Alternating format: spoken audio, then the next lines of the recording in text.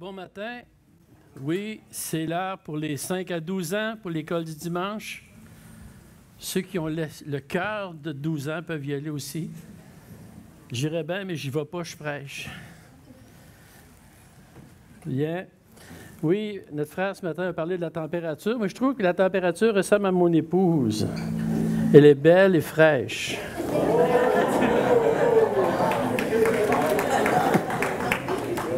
Là, elle est toute gênée, là.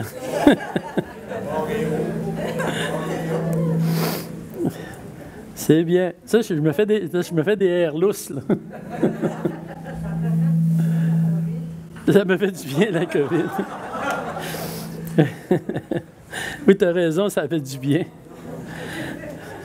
Mais on ne dit pas ça quand on est dedans, par exemple. C'est bien, je vous remercie en passant. Oh, c'est... je ne m'entends pas, là, mais je m'entends beaucoup.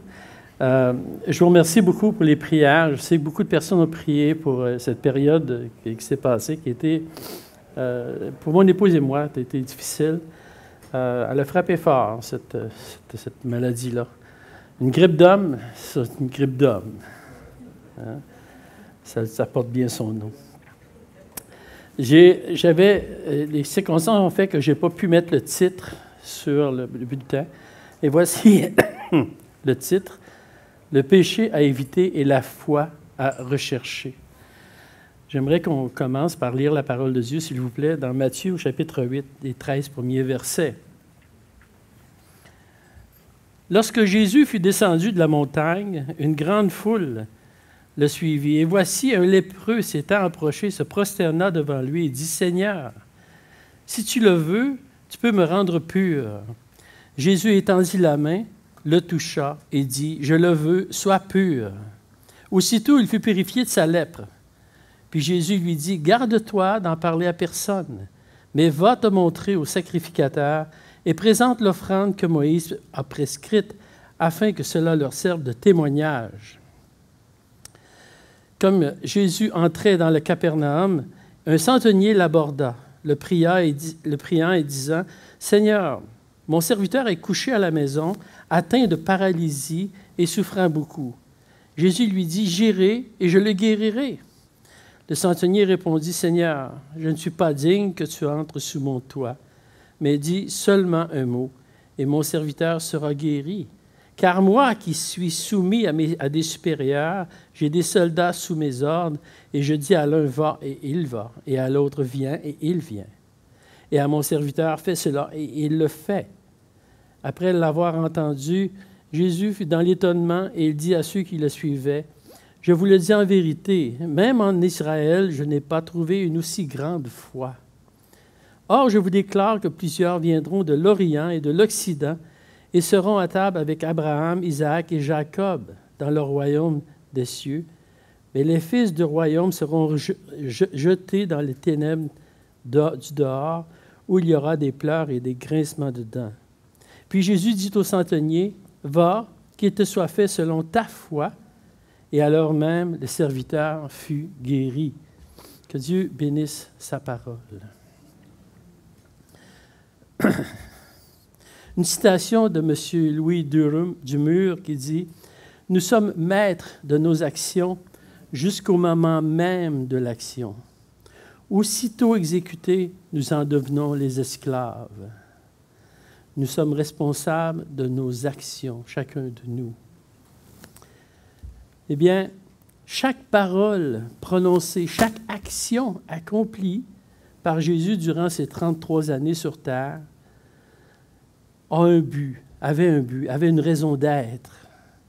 Christ a toujours été habité par ce désir que chacune de ses paroles, chacune de ses actions puisse être utile pour enseigner, pour convaincre, pour corriger, pour instruire dans la justice. Voilà pourquoi nous devons faire très attention à ce qu'il dit et à ce qu'il fait.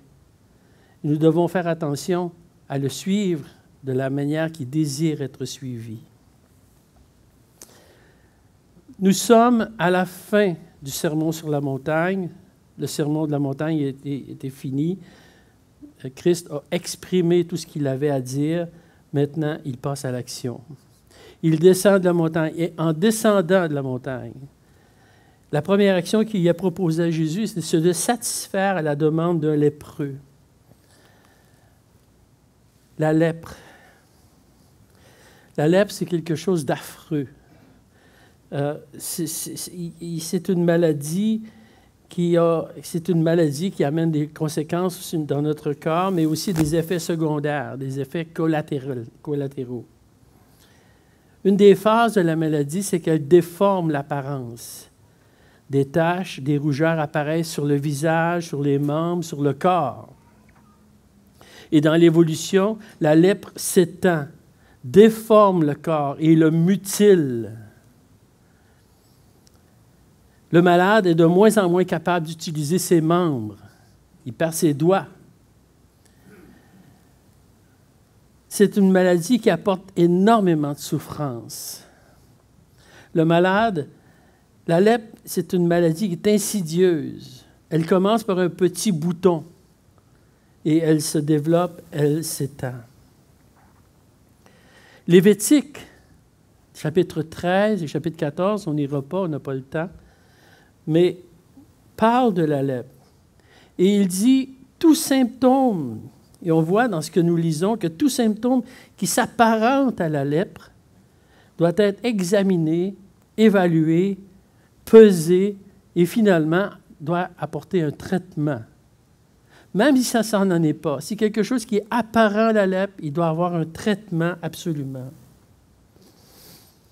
La lèpre est une maladie d'abord physique, mais elle provoque aussi une détérioration sociale. Elle rend impure, interrompt toute communication avec le sanctuaire, avec le peuple, avec la communauté. Le lépreux devait porter des vêtements déchirés et il devait avertir les gens autour de lui, impur, impur, impur. Il se disait lui-même aux autres qu'il était impur.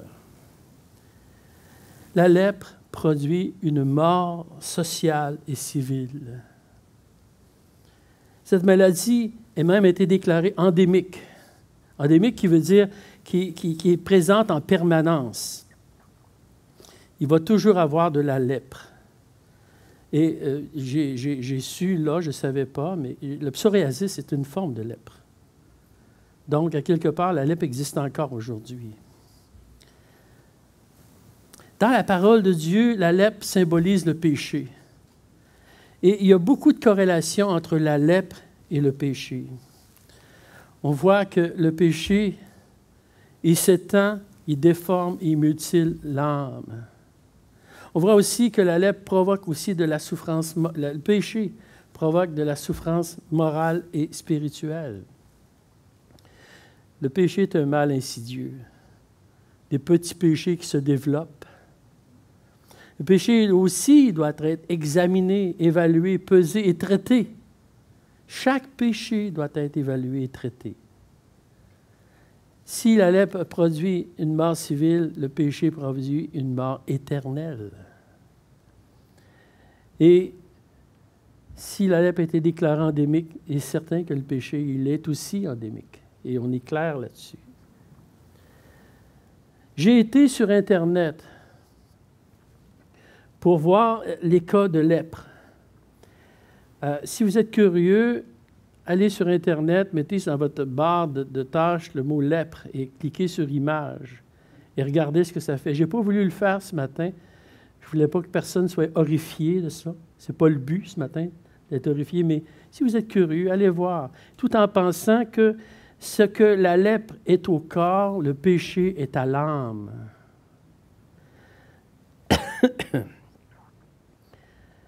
Le péché déforme la réalité de Dieu. Et c'est certainement vrai dans ce monde sans Dieu. Le monde ne connaît pas Dieu, ils ne veulent pas connaître Dieu non plus. Mais c'est aussi vrai pour le chrétien négligent qui laisse le péché interrompre la communication avec Dieu. C'est Ésaïe 59 qui dit « Ce sont vos crimes qui mettent une séparation entre vous et votre Dieu. Ce sont vos péchés qui vous cachent sa face. » Le péché brise la communication avec Dieu. Temporairement, pour le chrétien, parce que c'est un enfant de Dieu, et Dieu ne renie pas ses enfants. Mais il peut arriver que le péché peut couper certaines communications. Mais aussi dans Proverbes, au chapitre 5, versets 21 à 23, il nous décrit comment le péché opère la déformation de la réalité.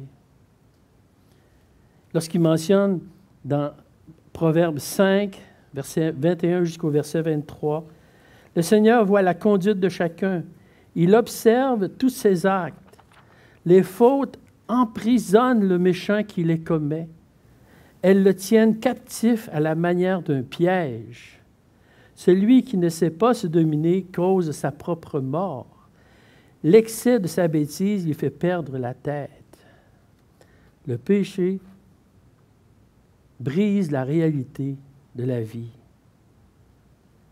Et la seule manière de s'en sortir, de se sortir de cette influence du péché, c'est de rechercher la présence de Christ.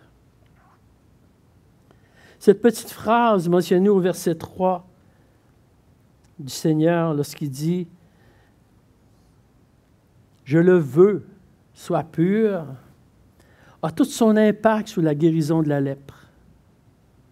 Et cet épisode montre bien que Dieu désire que l'être humain aille vers lui pour qu'il soit guéri de la puissance du péché pour celui qui n'a pas donné sa vie à Christ et de l'influence du péché dans la vie du chrétien. Même si je suis chrétien, le péché m'environne encore.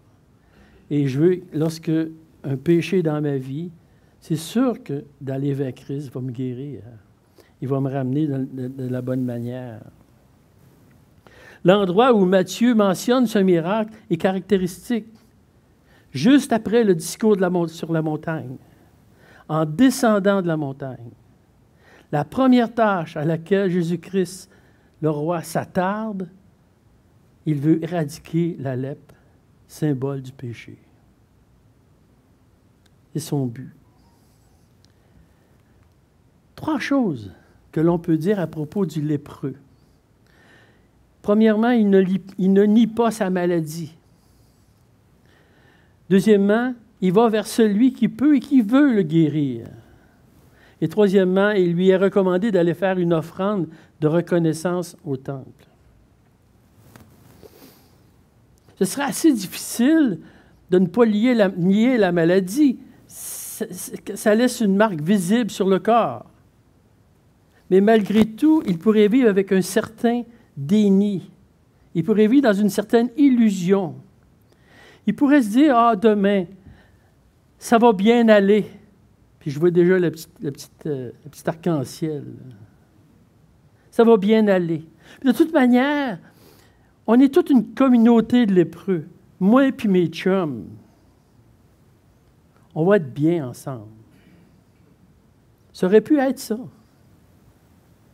Aujourd'hui, les gens de notre société ont cette attitude de déni face au péché. Ils ne veulent même plus entendre le mot. Ce n'est pas si grave que ça de vivre sous la puissance du péché. Même si ça interrompt la communication avec Dieu. De toute manière, je n'en voulais pas. Même si chaque péché que l'on commet déforme la réalité de la vie, de toute manière, on s'habitue à vivre de cette façon-là. Et c'est l'idée du monde. J'espère que ce n'est pas notre idée. Le lépreux de notre histoire ne voulait plus vivre de cette manière. Dans le processus, il a d'abord été conscient de sa maladie et de son besoin d'être purifié. Et c'est de cette mauvaise nouvelle, c'est de ce besoin-là qui l'a conduit à Christ. Ça a d'abord commencé par une mauvaise nouvelle. Vous savez que la mauvaise nouvelle est importante. C'est comme si je vous dis, il y a un camion de pompiers de stationner en avant. Tout le monde va dire, ouais, puis. Mais si je vous dis, il y a le feu dans la bâtisse, il y a un camion de pompiers en avant. Oh, toute la différence est là. On part d'abord par une mauvaise nouvelle qui nous conduit à Christ. L'impureté devant Dieu, c'est une catastrophe. Et même comme chrétien, Il m'incombe de surveiller ma marche. Rappelez-vous lorsque Jésus a lavé les pieds de ses disciples dans Jean 13. Histoire bien connue. C'est une belle image que je dois surveiller ma marche, faire l'effort de purifier mes pas, afin que le péché ne me ralentisse pas, afin il peut même arriver que le péché arrête ma marche, arrête ma progression, s'y arrive malheureusement trop souvent. Il ne perd pas son salut, mais il est arrêté dans sa progression, dans sa marche. Le deuxième mouvement a été la volonté de Christ qui l'a délivré de la puissance de sa maladie. Son impureté lui pesait lourd.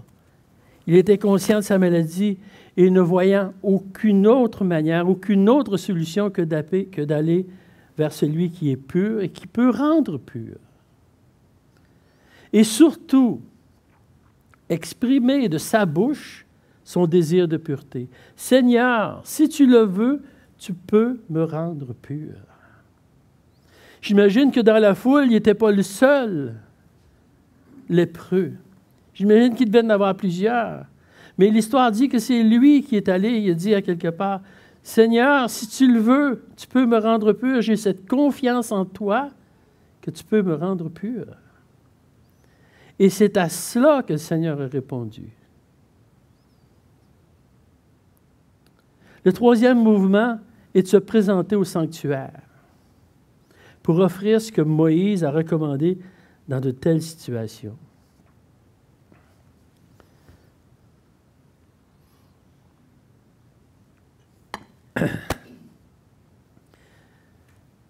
La communication est rétablie.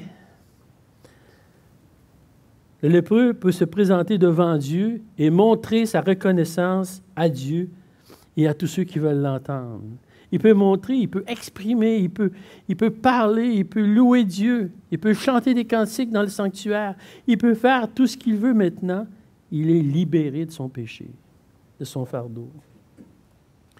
L'ordre dans lequel le processus se fait est important. Je ne connais pas votre cœur, je n'ai aucune idée de ce qui est dans le fond de votre cœur. Et peut-être que vous venez à l'Église en pensant que vous vous approchez de Dieu et que vous parviendrez à vous guérir de votre maladie si vous assistez à la réunion. Imaginez maintenant ce lépreux. Il aurait été impensable qu'il aille vers le sacrificateur dans le but d'être guéri. Il devait d'abord être guéri pour pouvoir approcher Dieu et lui être reconnaissant. Le processus est le même. Ce n'est pas l'Église, ce n'est pas toutes sortes de choses qui peuvent guérir, ce n'est que Christ. C'est important de bien considérer la manière que Dieu a prévu renouer sa relation avec sa créature. Premièrement, être conscient de notre état sous la puissance du péché et notre besoin d'être purifié. C'est la parole de Dieu qui dit que tous ont péché et sont privés de la gloire de Dieu. Tous, sans exception. Deuxièmement, aller à la seule personne qui peut et qui veut nous purifier, nous guérir de notre impureté. Aucun prêtre, aucun ancien, aucun rabbin, aucun imam, aucune église, aucune organisation quelconque peut faire ça, a ce pouvoir. La parole de Dieu qu'il y a un seul médiateur entre Dieu et les hommes, et c'est Christ, homme. Et finalement, se présenter à l'Église pour montrer, pour manifester notre reconnaissance pour cette nouvelle vie donnée par le Seigneur, par le Sauveur. Et c'est Hébreux 10, 25 qui nous dit « N'abandonnons pas notre assemblée, comme c'est la coutume de quelques-uns, mais exhortons-nous réciproquement. » Le processus se fait dans cet ordre, parce que l'inverse ne fonctionne pas. L'inverse, c'est de la religion qui ne sauve personne et qui ne guérit personne. Aujourd'hui, frères et sœurs, faisons-nous un cadeau. faisait un cadeau à notre âme. Posons-nous la question, quelle est ma pensée sur le péché? L'inverse, il faut examiner, il faut évaluer, il faut peser, il faut traiter la lèpre de notre âme sous l'influence de l'Esprit de Dieu. Mettez-vous vraiment en méditation face à ce que vous pensez vraiment du péché et quelle devrait être votre pensée face à cela. Et dites-vous que chaque péché que vous faites brise la réalité de la vie. Il existe un point commun entre le lépreux et le centenier, et c'est la foi. Le lépreux a cru que Christ pouvait le libérer de sa lèpre. Le centenier croit que son serviteur peut être guéri. Il est surprenant de voir comment le soldat romain a compris la nature de l'autorité de Jésus. C'est surprenant. C'est un Romain. C'est un soldat qui est habitué de tuer du monde, qui est habitué d'envahir. C'est un homme, c'est un centenier. Le terme centenier veut dire qu'il y a une centaine d'hommes sous ses ordres. Et son État de Romain lui donne le droit d'envahir et de traiter les gens comme il veut. Mais c'est plutôt le contraire qui se passe. Son approche est tout à fait l'opposé. Il plein d'humilité. Et même dans Luc, au chapitre 7, il approche Jésus par l'intermédiaire d'anciens du peuple juif. Lui-même n'approche pas. Il approche derrière les anciens. Et voulant respecter la loi juive, il lui propose de faire une action à distance, avec un argument très frappant. Il a compris que tout est une question d'autorité. Il reconnaît que l'autorité de Jésus est absolue. Il a l'autorité sur la maladie. Il a l'autorité sur tout. Et ce centenier-là l'a reconnu.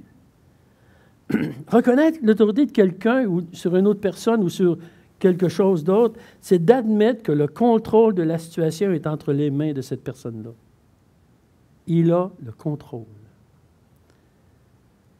Un être humain normal, vous, moi, n'importe qui, nommez-le n'importe qui, n'a pas beaucoup de contrôle sur son environnement.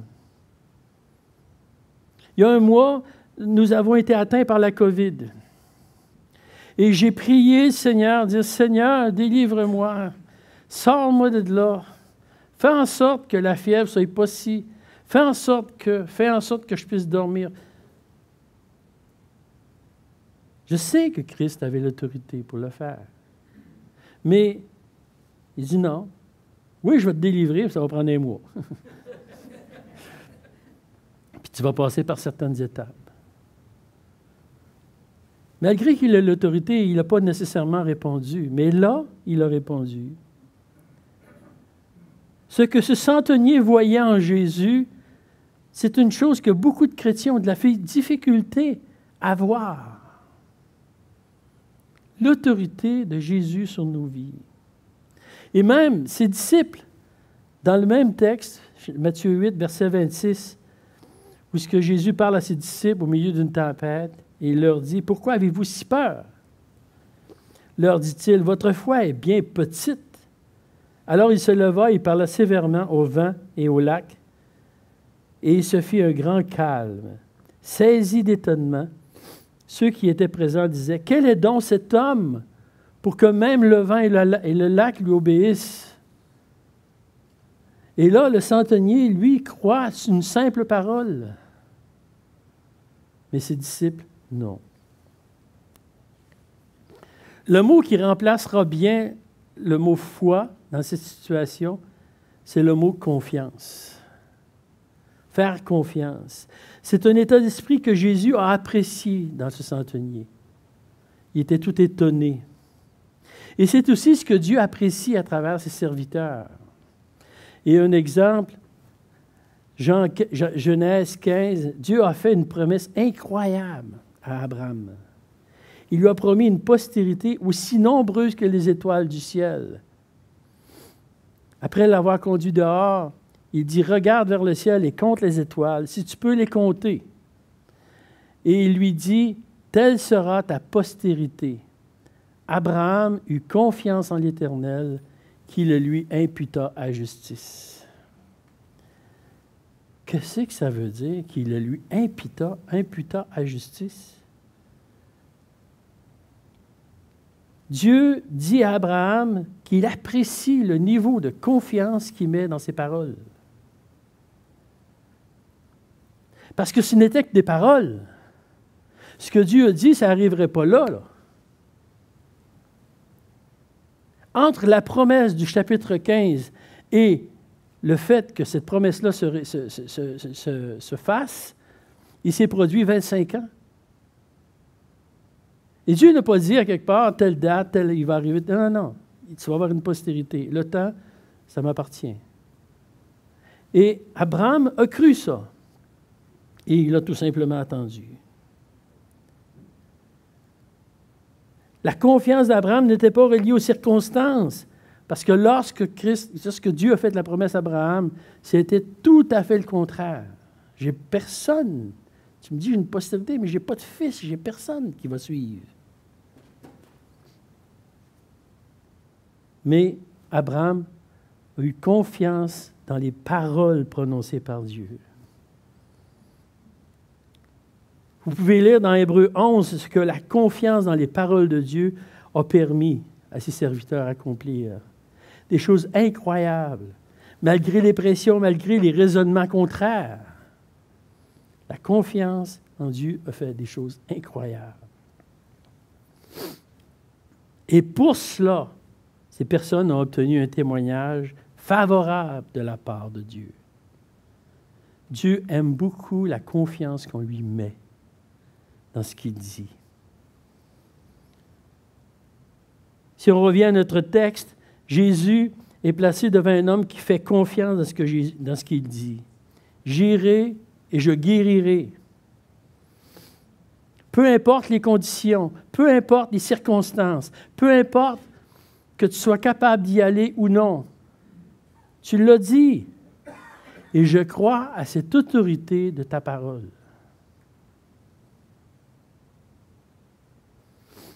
Avoir confiance. Ou comme la parole le dit, le juste vivra par la foi. C'est un processus qui appartient au quotidien. Beaucoup d'entre nous, on a une idée du futur. Je sais aujourd'hui que je serai pour l'éternité avec mon Sauveur par la foi en celui qui me l'a promis. Puis quand je me lève le matin et je regarde dehors, je me dis, il me semble que c'est une belle journée pour que je sois avec mon Seigneur aujourd'hui.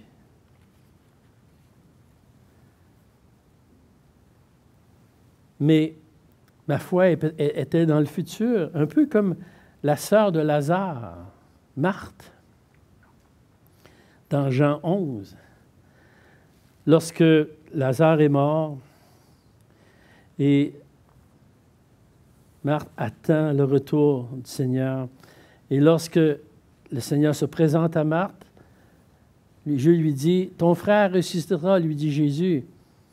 Puis Marthe répond, « Je sais bien, répondit Marthe, qu'il reviendra à la vie au dernier jour lors de la résurrection. Dans le futur. Je sais que ça va arriver dans le futur. » Mais quelle est la réponse du Seigneur face à cela? Il dit, « Moi, je suis la résurrection et la vie, lui dit Jésus. Celui qui place toute sa confiance en moi vivra même s'il meurt. » Voyez-vous, les temps de verbe, Marthe dit qu'il reviendra à la vie. Un jour, ça va arriver.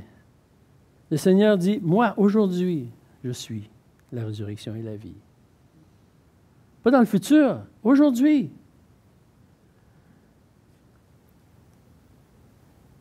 La vision de Marthe, c'était la bénédiction future. Mais le discours de Jésus, c'est au présent. Voici ce que je suis, vie et résurrection. que présentement la confiance que vous me portez fera de vous des personnes bénies aujourd'hui.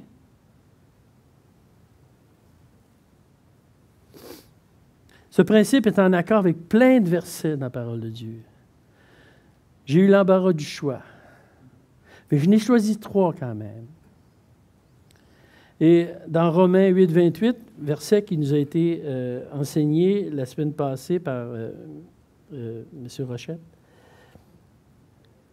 nous savons du reste que toute chose concourt au bien de ceux qui aiment Dieu. Jean 16, 24, jusqu'à présent, vous n'avez rien demandé à mon nom. Demandez et vous recevrez, afin que votre joie soit parfaite. Et Philippiens 4, 13, je puis tout par celui qui me fortifie. Ce centenier a cru que les paroles de Christ avaient toute l'autorité nécessaire pour accomplir ce qu'il affirmait. J'irai et je le guérirai. Et cette parole était suffisante pour ce centenier, pour que ce serviteur-là soit guéri.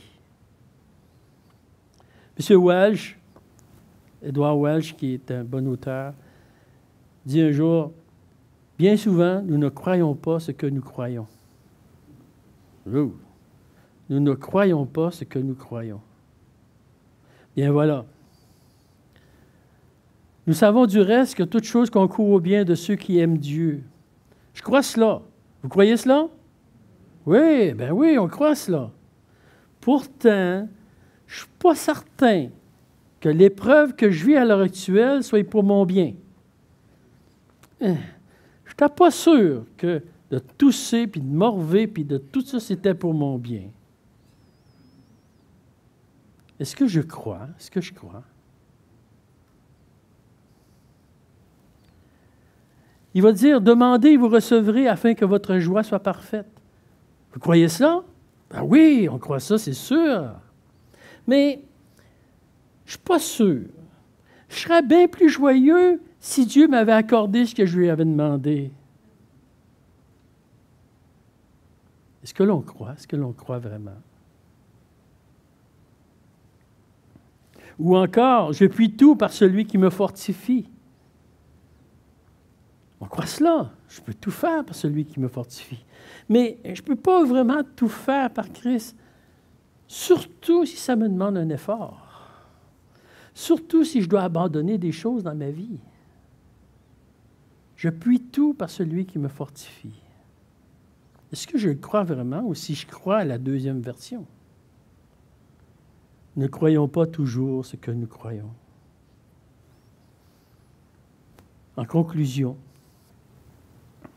j'ai repris ce que Théophile avait mis sur le bulletin il y a quelques semaines, je ne me rappelle plus combien de semaines. Cette phrase qui m'a impressionné de Timothy Keller.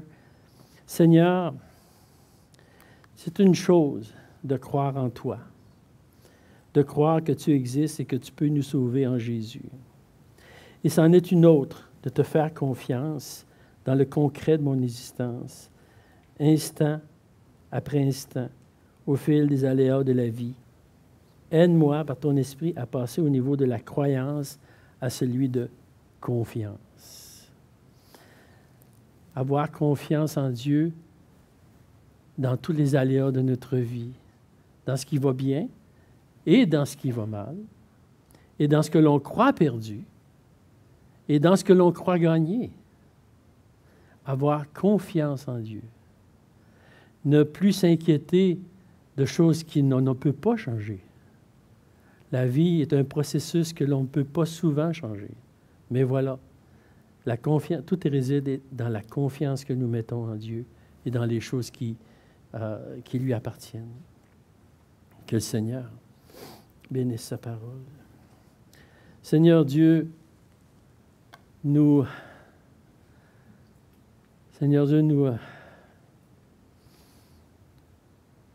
pouvons nous placer devant toi et avoir confiance dans ce que tu veux de nous. Nous pouvons avoir confiance que tu veux notre bien. Nous pouvons avoir confiance que tu peux tout faire, Seigneur, pour notre vie. que tu désires notre joie parfaite. Nous pouvons avoir confiance que je peux tout faire, que tu demandes qu'il soit fait par ta volonté, parce que tu me fortifies. Je veux m'en remettre à toi, Seigneur, aujourd'hui. Je voudrais qu'à tous les jours, je puisse m'en remettre à toi avec confiance. Seigneur, travaille mon cœur, travaille ma vie, permets que je sois conscient des péchés qui sont dans ma vie que je dois écarter et que je puisse avoir une foi de confiance en toi. Je te remercie pour ce que tu as fait déjà dans mon cœur et ce que tu continues à faire jour après jour. Je veux te rendre gloire, je veux te donner, Seigneur, le meilleur de ma vie.